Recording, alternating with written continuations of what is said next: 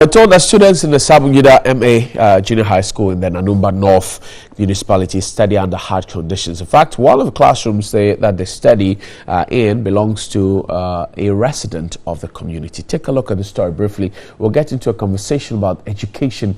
Anissa Fai is seated and the Honorable Matthew Yingdam as well is seated. Take a look at this.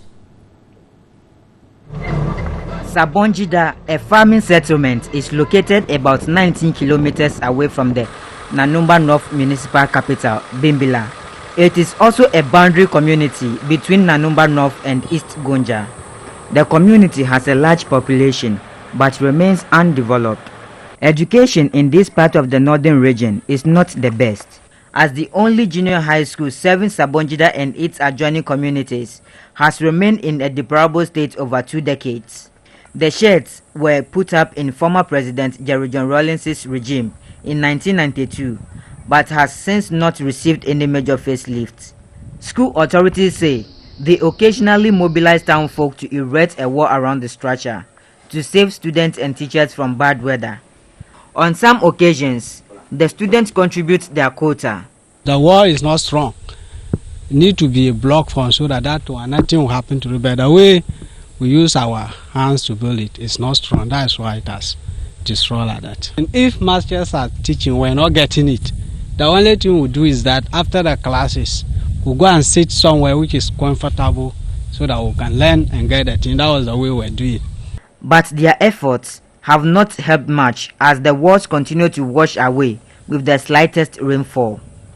3 years ago, Member of Parliament for Nanumba North, Dominic Nitiwo, bought a trip of sand to mold blocks for the school, but nothing has since been done. Well, according to him, he said he was coming to mold blocks for a new structure, and then even made us to clear, see that space behind us, to clear the place. I thought was where he was coming to make them set up, do the setting out, and then put up a new school. Me, looking at the whole thing, my hope, or the way we are seeing the whole thing, if not God's intervention, I see no hope in this case. Teachers say teaching and learning is not effective here.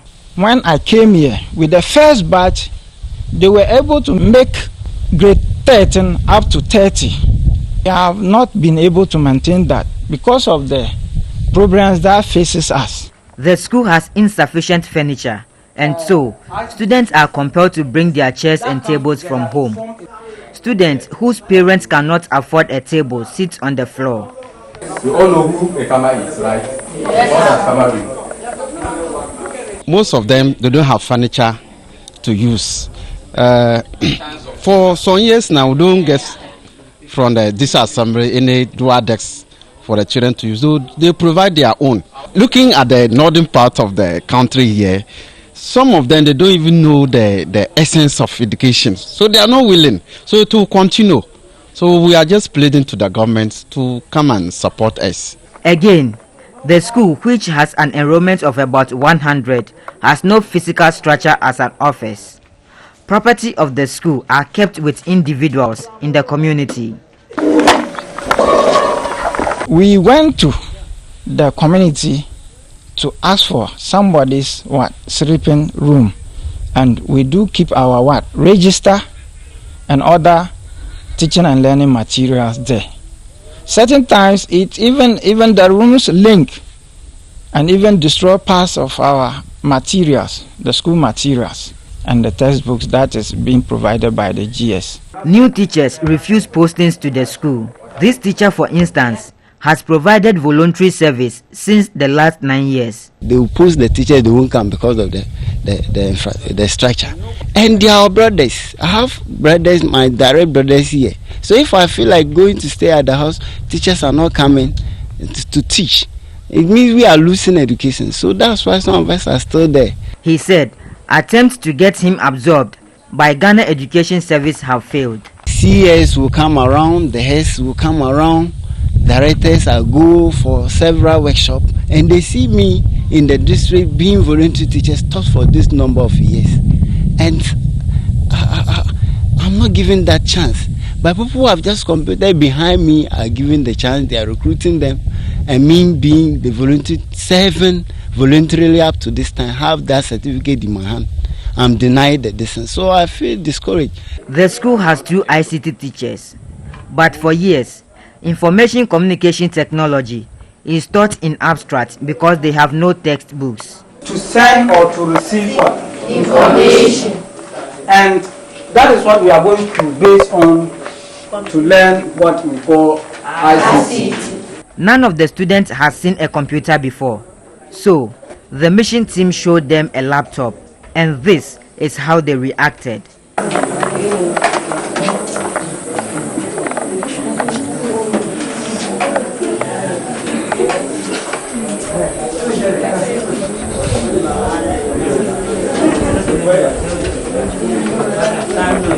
I hope this is your first time of seeing the laptop. Yes, sir. If master is teaching us ICT, everything he will taught, we are not understand it.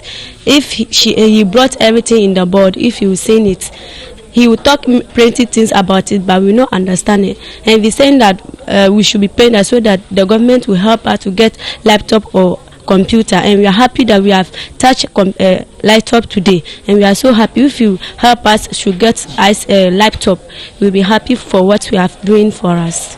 Sabonjida has water challenges, and so students spend longer hours searching for water, thereby impacting negatively on their education. Stakeholders' commitment would be required to make the Sabonjida Junior High School a better place for both staff and learners. The structure you see right behind me is what accommodates students of Sabonjida and 7 other communities in the Nanumba North municipality of the Northern region.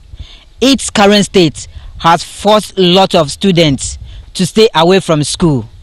Efforts by politicians to address the situation have failed. Stanley Nibleu, TV3 News, Sabonjida.